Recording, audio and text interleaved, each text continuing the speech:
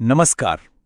આપણે ક્યારેય વિચાર્યું છે કે આપણી ગુજરાતી ભાષામાં શબ્દો કેવી રીતે એકબીજા સાથે જોડાઈને નવા અને એકદમ સુંદર અર્થો બનાવે છે?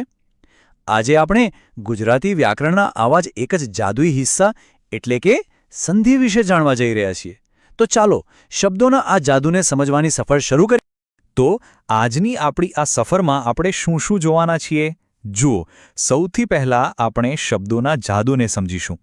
પછી સંધિ શું છે અને એના નિયમો શું છે એની ઓળખાણ કરીશું.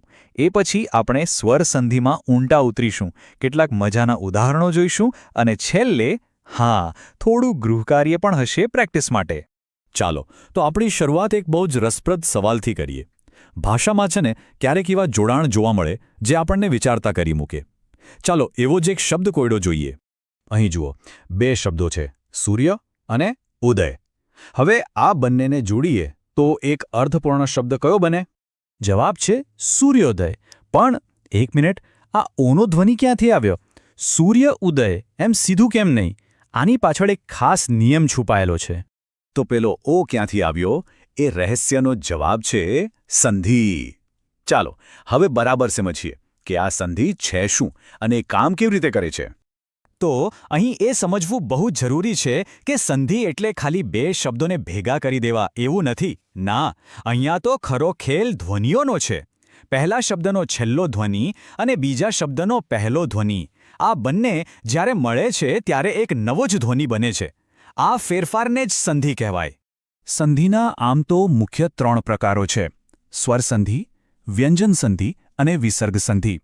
પણ આજે આપણે જે પ્રકાર પર ધ્યાન આપવાના છીએ એ સૌથી સામાન્ય અને મહત્વનો છે, સ્વર સંધિ, એટલે કે સ્વરોનું જોડાણ. હવે આવે છે અસલી મજા.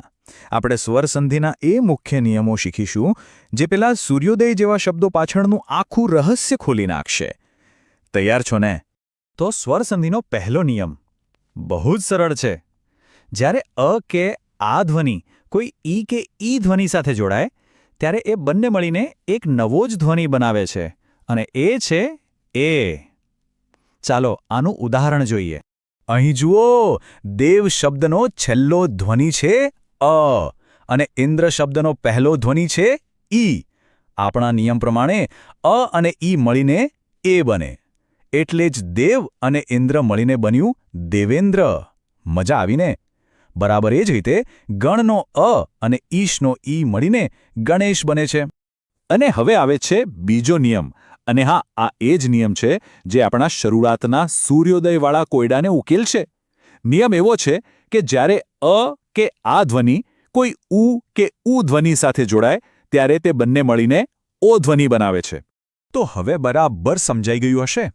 સૂર્યનો છેલ્લો અ અને ઉદયનો પહેલો ઉ, આ બંને મળ્યા એટલે બની ગયો ઓ અને શબ્દ તૈયાર થયો સૂર્યોદય. એવી જ રીતે મહાનો આ અને ઉત્સવનો ઉ જોડાઈને મહોત્સવ શબ્દ બનાવે છે. છે ને એકદમ લોજિકલ? સારું, તો હવે આપણી પાસે નિયમો તો છે, પણ કોઈ પણ બે શબ્દોની સંધિ કરવા માટે કઈ પદ્ધતિ વાપરવી? ચાલો તેના એકદમ સરળ પગલાં જોઈએ. સંધિ ઉકેલવા માટે બસ આ 4 સરળ સ્ટેપ્સ યાદ રાખવાના.